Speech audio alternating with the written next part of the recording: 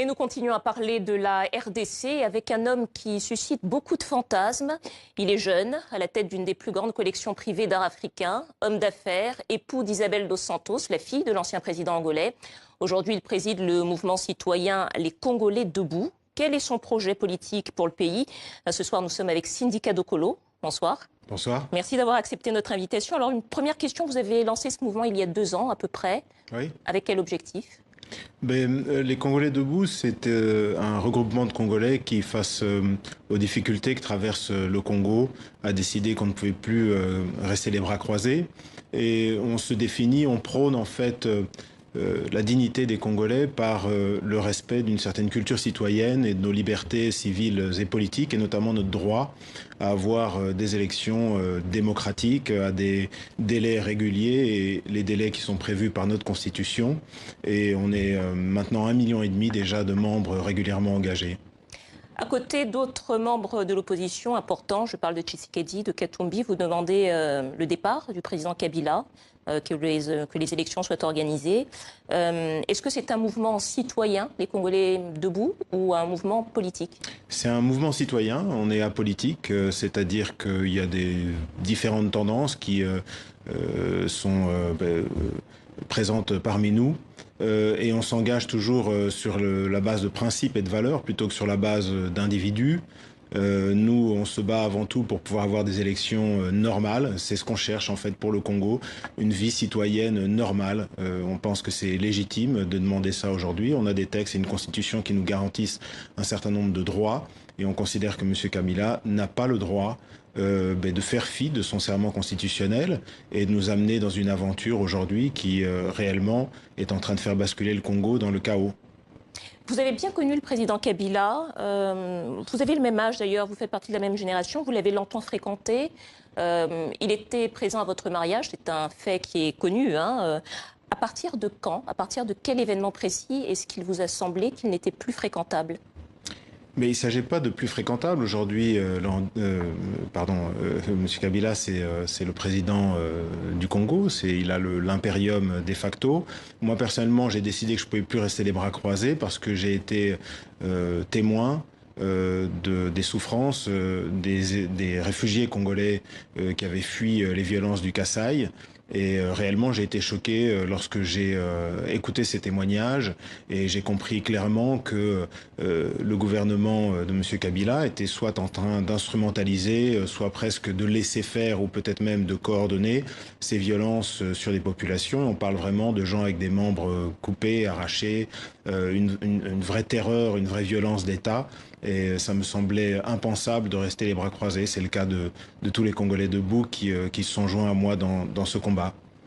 La crise politique et humanitaire en RDC dure depuis de très nombreuses années, quasiment depuis la chute du régime Mobutu. Vous avez longtemps vécu en Angola, vous faisiez partie de la famille présidentielle. À partir de quand exactement et à quel moment vous avez recommencé à vous intéresser concrètement à votre pays d'origine, la RDC? Mais moi, j'ai jamais réellement quitté mon pays d'origine. Vous savez, le Congo et l'Angola, c'est 2 pays mitoyens. C'est 1 heure d'avion de Luanda à Kinshasa, donc j'y ai toujours travaillé très régulièrement. Généralement, je passais 2 ou 3 jours à Kinshasa et le reste de la semaine à Luanda. J'y ai encore de nombreuses affaires, ma famille y est présente et donc j'ai toujours été très proche du Congo.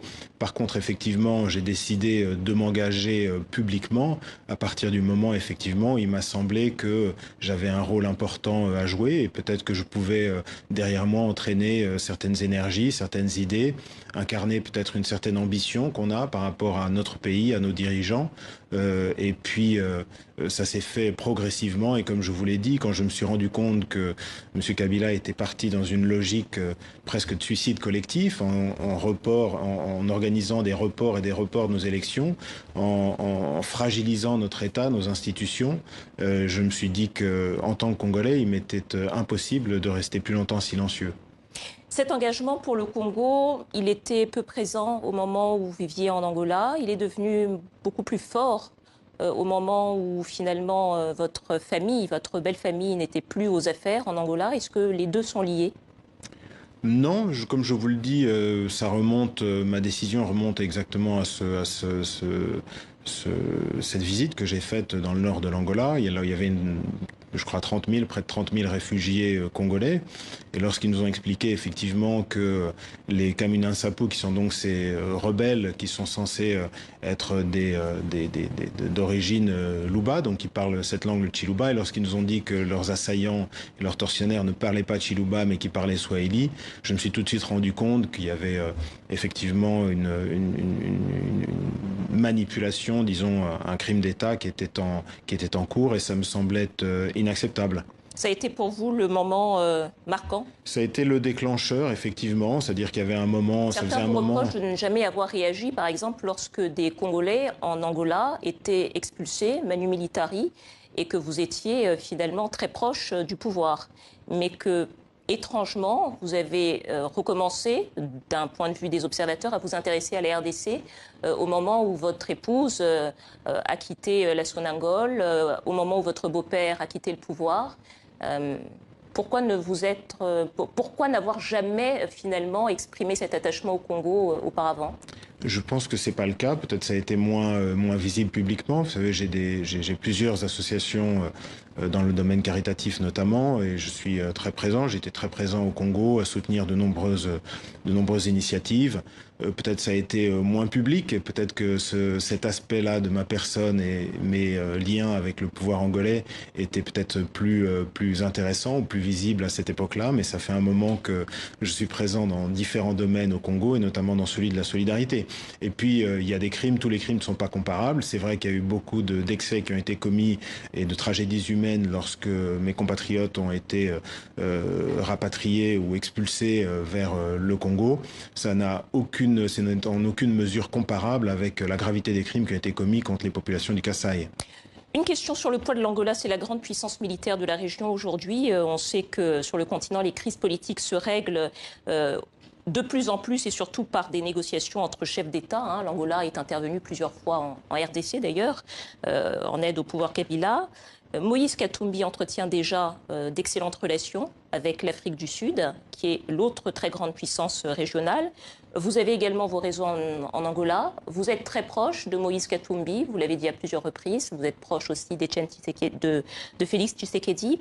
Est-ce que votre présence aux côtés de l'opposition et aux côtés de Moïse Katumbi est destinée à resserrer l'étau diplomatiquement, politiquement, autour du président Kabila ? Ça n'est pas forcément l'objectif, mais effectivement c'est une des conséquences, et je pense que c'est salutaire.